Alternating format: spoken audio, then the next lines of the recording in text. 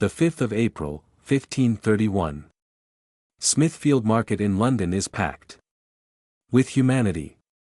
Nobles, clergy, merchants, peasants all crowded together to witness something that has never happened before in English history. At the center, elevated above the throng, a wooden platform has been constructed. On it sits a massive iron cauldron, steam rising ominously from its bubbling contents. Guards bring forth a man in his 30s. His face is gaunt and pale after weeks of imprisonment in the Tower of London. His clothes, once the clean garments of a palace cook, are now torn and filthy. This man, who just months ago was preparing meals in the kitchens of one of England's most powerful bishops, will die today in a manner so horrific that it will be spoken of in whispers for centuries. His name is Richard Roose, and he is about to become the first person in English history to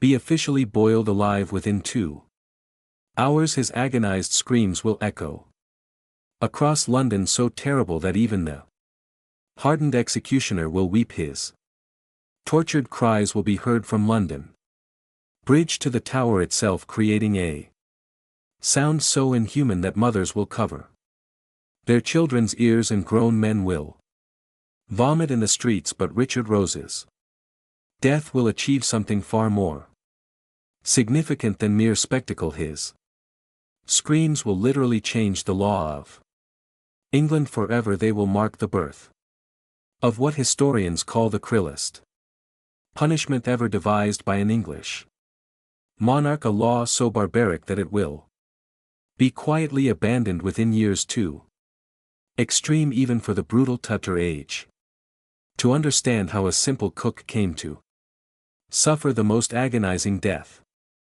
imaginable. We must journey back to the treacherous world of 1531, where a desperate king's paranoia would collide with religious upheaval, political conspiracy, and one fateful dinner that would seal Richard Roose's horrible fate. To understand that fateful dinner, we must first understand the political war raging across England in 1531.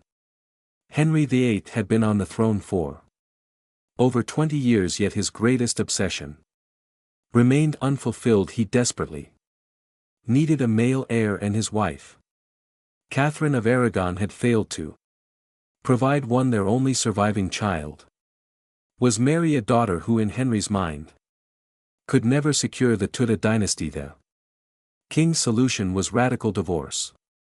Catherine and Mary, and Berlin, the young woman who had captured his heart and promised him sons. But there was one enormous obstacle. The Pope Clement IX refused to annul Henry's marriage. Worse still, powerful voices within England itself opposed the king's great matter. Chief among these was Bishop John Fisher of Rochester, a 62-year-old scholar and theologian who had become Catherine's most vocal and effective defender. Fisher was no ordinary opponent. As Bishop of Rochester, he commanded respect throughout Catholic Europe. His writings against the divorce were being circulated in courts from Paris to Rome, undermining Henry's case. At every turn, the bishop had publicly declared that the king's marriage to Catherine was valid in the eyes of God and could not be dissolved by any earthly authority. For Henry VIII, the king, who brooked no opposition, Fisher's defiance was intolerable. The political atmosphere in England had become poisonous. Literally, Henry's paranoia about assassination attempts had reached fever pitch. He employed food tasters, changed his meals at the last minute, and lived in constant fear that his enemies would strike through his stomach. The king's terror was not entirely unfounded. Poisoning was a favored method of political murder in Tudor England, and Henry had made powerful enemies both at home and abroad. It was in this climate of political tension and royal fury that Bishop Fisher hosted what would become the most infamous dinner in English history on that February evening in 1531. Fisher was expecting important guests. At his palace in Rochester, Kent, the bishop had no idea that his dinner table was about to become the stage for one of the most shocking crimes of the Tudor age.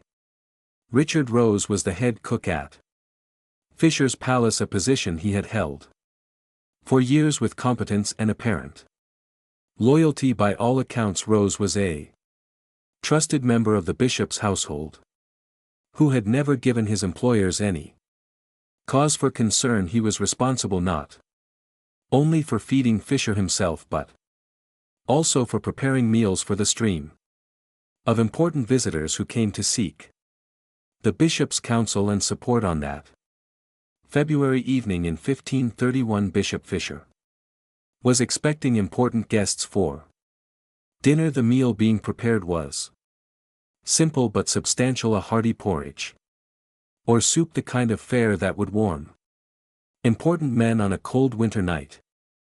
Roose supervised the cooking as he had done countless times before, but on this occasion something went terribly wrong. As the kitchen bustled with activity, Roose made a decision that would change his life forever. He took a small packet of white powder and stirred it into the porridge. Later, under brutal interrogation in the Tower of London, he would claim he thought the powder was harmless, perhaps a seasoning or a digestive aid, but the truth of his motivation would remain one of history's great mysteries. The dinner began. Normally enough, Fisher's guests gathered in the great hall, their conversation flowing easily as servants brought in the steaming bowls of porridge. But as fate would have it, Bishop Fisher himself was delayed. Perhaps he was finishing correspondence or attending to some urgent matter of church business.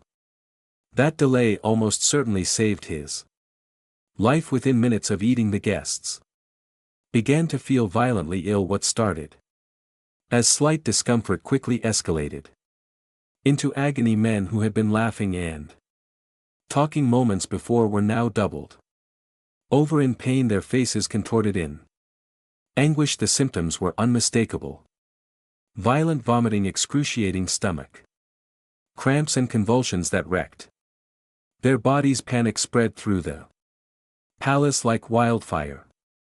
Servants ran to find physicians while the afflicted guests writhed in agony. Some managed to vomit up much of the poisoned food, which may have saved their lives. Others were not so fortunate. By the end of that terrible night, 2 men lay dead and 17 others were fighting for their lives. The investigation began immediately in a household where only a handful of people had access to the food. Suspicion quickly fell on the kitchen staff. Richard Roose, as head cook, responsible for preparing the meal, became the obvious suspect. When questioned, he could offer no satisfactory explanation for what had happened. The powder he had added to the porridge was nowhere to be found, and no one else in the kitchen admitted to seeing him add anything unusual to the food. Within days, Roose was arrested and taken to the Tower of London for interrogation. The Tower's methods of extracting confessions were notorious throughout Europe, and Roose would have known that his ordeal was only beginning. Under torture, he finally confessed to adding the powder to the porridge, but maintained that he had believed it to be harmless. He claimed he had been told it would improve the flavor or aid digestion, though he could not or would not say who had given him this information. The questions surrounding Roose's motivation would torment investigators then and puzzle historians for centuries to come. Had he been bribed by agents of King Henry VIII who saw an opportunity to eliminate their greatest opponent? The king certainly had the resources and the ruthlessness to orchestrate such a plot. Henry's court was filled with men who would stop at nothing to curry favor with their monarch, and removing Fisher would have been a tremendous service to the royal cause. Alternatively, had Rose been threatened, perhaps agents of the king had discovered some secret about the cook's past or threatened harm to his family if he did not cooperate. The Tudor court was expert at finding leverage over ordinary people, and a simple cook would have been an easy target for such manipulation. Or was this simply a case of monumental stupidity? Had Rose genuinely believed that the powder was harmless, perhaps given to him by someone claiming it would enhance the meal in an age when medical knowledge was primitive and many substances were poorly understood? It was conceivable that a cook might add something to food without fully understanding its effects. The most chilling possibility was that Roose had acted from personal malice. Perhaps he harbored some private grudge against Bishop Fisher, or had become consumed with ambition and saw the bishop's death as a path to advancement in the paranoid world of Tudor politics. Such personal vendettas were not uncommon. Whatever his true motivation, Richard Roose had set in motion events that would culminate in his own destruction. As he languished in the Tower of London, waiting to learn his fate, King Henry VIII was already planning something unprecedented. The king's fury at the attempted murder of Bishop Fisher, whether genuine or calculated, would lead him to create a new form of punishment so horrific that it would shock even his own brutal age. The simple cook who had stirred powder into porridge was about to discover that some mistakes carry a price beyond imagination. Henry VIII was not a man to waste a perfect opportunity. As news of the poisoning reached the royal court, the king's mind was already calculating. Here was a situation that demanded the most delicate political maneuvering. Richard Roose had attempted to murder Bishop Fisher, Henry's greatest opponent in the divorce proceedings, but the king could not simply celebrate this fortuitous event. Instead, he would turn this crisis into the most brilliant display of Machiavellian cunning in his entire reign. The king's first move was masterful theater. He summoned his court and declared himself horrified beyond measure that anyone would dare attempt to murder a holy bishop of the realm. His performance was flawless. The righteous monarch protecting the church from evildoers. Those who witnessed Henry's outrage later described his face as flushed with genuine anger, his voice trembling with moral indignation. Only his closest advisers might have noticed the calculating gleam in his eyes, but Henry's true genius lay not in his acting but in his long-term strategy. The king understood a fundamental truth about power. Perception mattered more than reality. If he treated Rose's crime lightly, suspicions would inevitably fall on the crown. Foreign ambassadors would whisper that Henry had orchestrated Fisher's attempted murder. Domestic opponents would question whether the king could be trusted to protect anyone who opposed him. Such whispers could destroy a monarch's legitimacy faster than any military defeat. Instead, Henry chose the opposite path, one so audacious that it would leave his enemies speechless. He would not merely punish Richard Roose, he would create a punishment so horrific that it would forever silence any suggestion of royal involvement. Who after all would suspect that the man behind such brutal justice was the same man who had ordered the crime? It was psychological warfare of the highest order. The king summoned his most trusted advisers to discuss Rose's fate, but this was no ordinary council meeting. Henry had already decided what needed to happen. This gathering was simply to refine the details in the shadowy chambers of Westminster Palace. The king laid out his vision with chilling precision. Traditional punishments were inadequate for this crime, he declared. Hanging was too quick, beheading too merciful. What was needed was something that would sear itself into the public memory forever. If poisoners corrupt food, Henry announced to his silent counselors, then they must die by corrupted water. The logic was twisted yet oddly compelling, but the king's true motivation went far deeper than poetic justice. He was sending multiple messages simultaneously to potential assassins, to political enemies, to foreign powers, and to his own people. The message was clear: Henry VIII was not a man to be crossed, and those who tried would face consequences beyond imagination. The creation of the new law was a masterpiece of legal manipulation. Henry's advisors drafted an act of attainder specifically targeting Richard Roose, but the king insisted on broader language. This law would not merely execute one cook, it would establish a precedent that any future poisoner would face the same fate. Henry was not just eliminating a problem, he was building a legal fortress around his own person.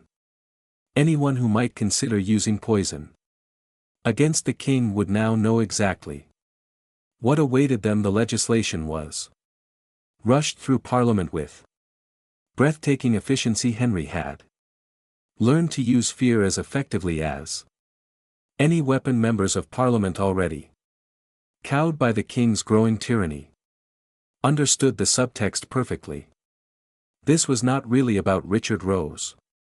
It was about Henry's absolute power to create new forms of death for those who displeased him. The speed of passage sent its own message. The king's will could not be delayed or debated, but Henry's most cunning move was his public absence from the preparations. While his agents worked frantically to construct the apparatus of death at Smithfield, the king remained conspicuously at court. He issued no public statements about the execution method, made no speeches about justice.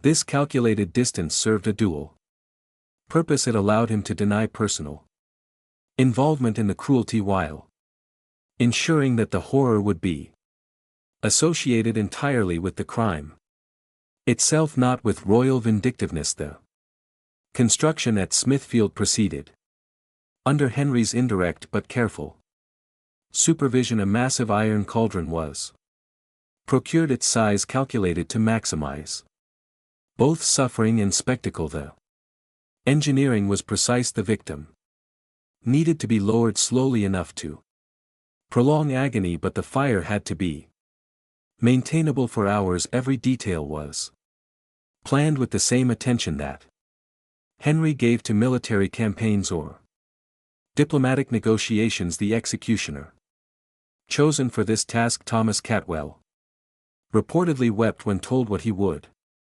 be required to do, but his distress served Henry's purposes perfectly. Even the professional killer was horrified by this punishment. What did that say about the crime that had necessitated it? Henry understood that the executioner's reluctance would only add to the public perception that justice, however terrible, was being served. Word of the impending execution spread throughout London and beyond exactly as Henry had intended. Foreign ambassadors sent urgent dispatches to their home courts, describing the barbaric new punishment that the English king had devised. The Spanish ambassador wrote to Emperor Charles V that even the Turks do not devise such cruelties, but Henry read these reports with satisfaction. Let Europe be horrified, they would also be warned. No foreign power would dare to send assassins against a monarch capable of such retaliation. The domestic Reaction was equally valuable to Henry's calculations. Critics within his own court found themselves in an impossible position. How could they oppose a law designed to protect bishops from poisoners? To speak against the punishment was to appear sympathetic to would-be murderers. Thomas More, the king's Lord Chancellor, privately expressed horror at the new law, but even he dared not voice public opposition. Henry had crafted a trap that silenced his enemies through their own moral confusion most brilliantly. Henry's new law transformed him from potential suspect into righteous protector. When foreign courts whispered about the convenient timing of Fisher's poisoning, Henry's supporters could point to the king's terrible justice as proof of his innocence. What guilty man would draw such attention to a crime he had commissioned? The very extremity of the punishment became evidence of royal virtue. The king also understood the power of precedent by creating this law. He was not just dealing with Richard Roose, he was establishing his right to invent new forms of death whenever circumstances required. Future opponents would have to consider not just traditional punishments but whatever creative torments might emerge from Henry's imagination. The psychological effect was incalculable. As April 5 approached, Henry's masterful performance was ready for its final act. Richard Roose would die horribly, but his death would serve the king's purposes perfectly. The cook who might have been able to reveal uncomfortable truths about the poisoning would be silenced forever. The public would be so horrified by the execution that they would never question the justice of it, and Henry VIII would emerge from the entire affair not as a suspected conspirator but as a monarch so committed to justice that he would create new laws to ensure it was served.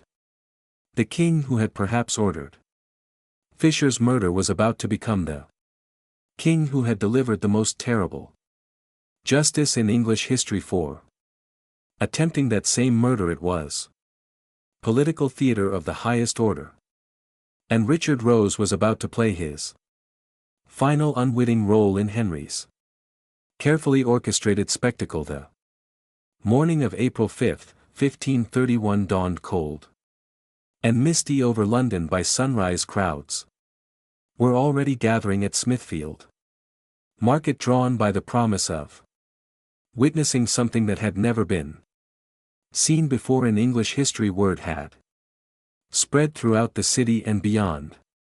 Today a man would be boiled alive by order of the king. The anticipation was palpable, mixed with an undercurrent of unease that even the most hardened spectators could not shake. Richard Roose spent his final hours in the Tower of London in prayer. Guards reported that his lips moved constantly in silent supplication. His gaunt face turned toward the narrow window of his cell.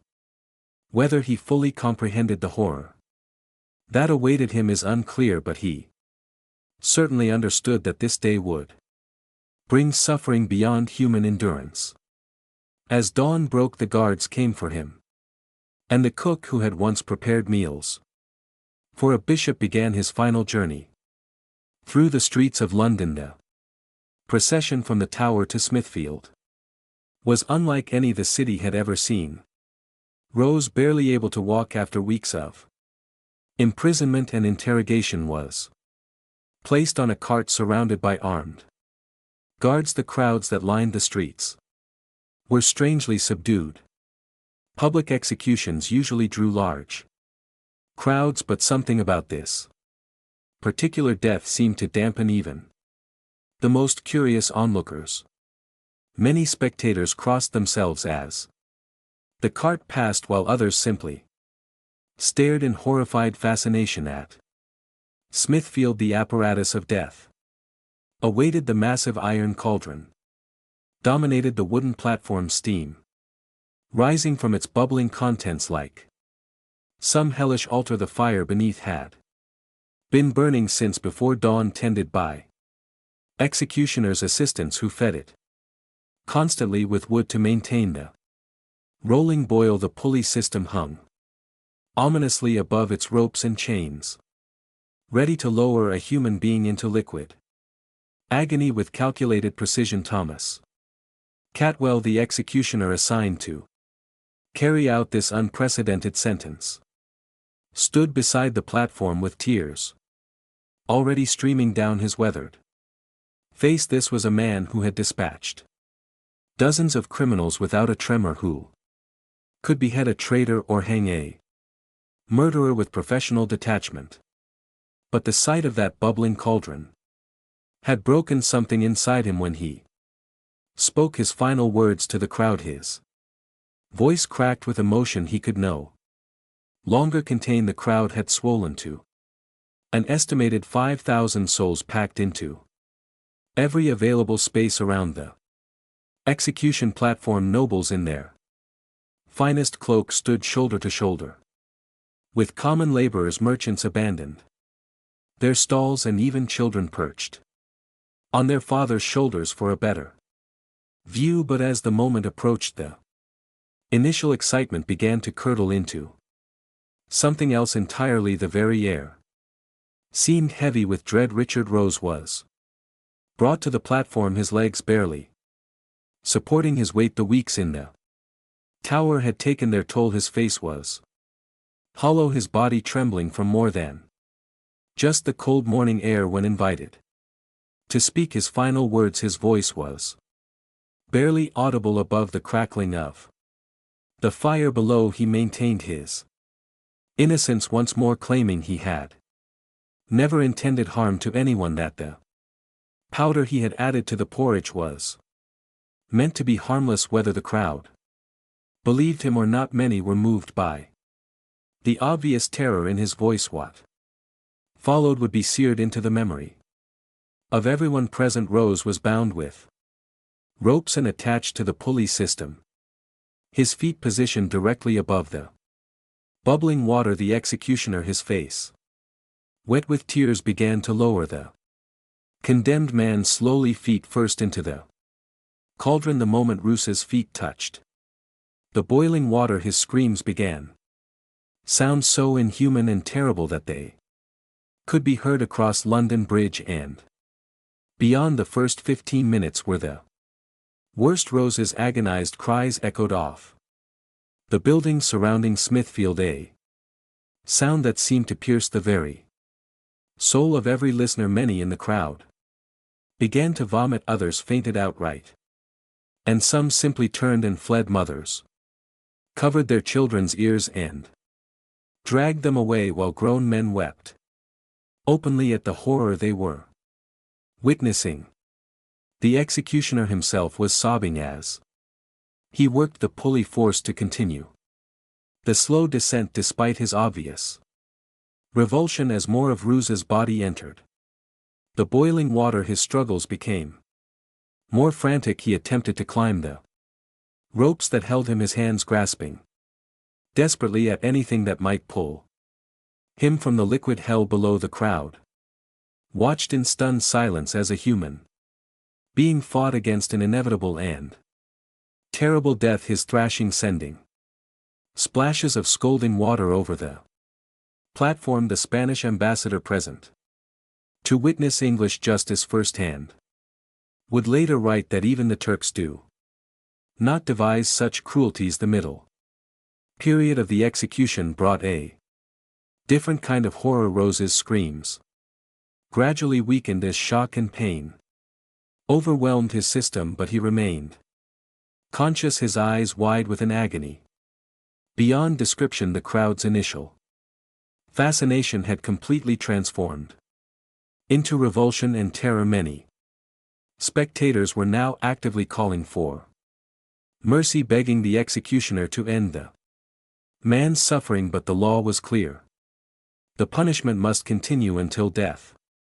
Only in the final period did unconsciousness mercifully claim Richard Roose, though witnesses reported that his body continued to convulse and that he still drew breath for what seemed like an eternity. Contemporary accounts suggest the entire ordeal lasted approximately 2 hours, though to those forced to watch it must have felt like days. When death finally came, it was almost anticlimactic.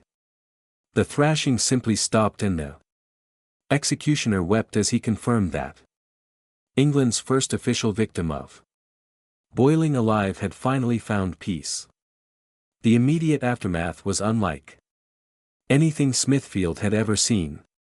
Instead of the usual carnival atmosphere that followed executions, the crowd dispersed in horrified silence. Many spectators were visibly traumatized, and reports soon spread of people throughout London suffering nightmares about what they had witnessed. The foreign ambassadors present sent urgent dispatches to their home courts, describing a level of judicial cruelty that shocked even the most hardened diplomatic observers. Within days, criticism began to pour in from across Europe. The French court expressed outrage, the Spanish ambassador demanded an explanation, and even the Pope himself was said to be appalled by the English king's innovation in torture. But perhaps most significantly, voices within England began to question whether Henry VIII had gone too far, the very extremity of the punishment that was meant to demonstrate royal justice instead raised uncomfortable questions about the king's character and judgment. The law that had been created specifically for Richard Roose would survive him by only a few years. Quietly, without fanfare or explanation, it was repealed under Henry's successor. Even the brutal Tudor age had its limits, and the boiling alive of a simple cook had revealed those boundaries with shocking clarity. Richard Roose had died to serve Henry VII political purposes, but his terrible screams had also marked the moment when even absolute power encountered the boundaries of human decency. Almost 500 years later, the truth about Richard Roose remains as elusive as steam rising from that fatal cauldron. Did he act alone, a simple cook who made a catastrophic mistake, or was he merely the expendable pawn in a deadly game orchestrated by more powerful players? The answers died with his screams at Smithfield, taking one of Tudor England's darkest secrets to the grave. The fate of those who survived tells its own grim story. Bishop John Fisher, the man whose life Richard Roose may have been ordered to take, would meet his own end just 4 years later. In 1535, Henry VIII finally achieved what poison had failed to accomplish. Fisher's head fell to the executioner's axe for refusing to accept the king as head of the English Church. The irony was complete. The bishop who escaped the cook's poison could not escape the king's blade. Queen Catherine of Aragon, whose marriage had started this entire deadly chain of events, died in lonely exile in 1536, still maintaining that her marriage to Henry was valid in God's eyes. Some whispered that she too had been poisoned, though no proof was ever found, and Henry VIII himself, the king who had devised history's cruelest punishment, lived the rest of his life in constant paranoia about his own food. He employed multiple tasters, changed his meals without warning, and never fully trusted another cook for the remainder of his reign. When Henry died in 1547, aged 55 and bloated beyond recognition, rumors immediately began circulating that he had been poisoned, the very fate he had spent 16 years trying to prevent. The bitter irony of it all may be this: in creating a law so brutal that it horrified even his own brutal age, Henry VIII revealed more about his own capacity for evil than he ever uncovered. About Richard Roose's guilt the cook took his secrets to that boiling water, but the king's cruelty became his most enduring legacy.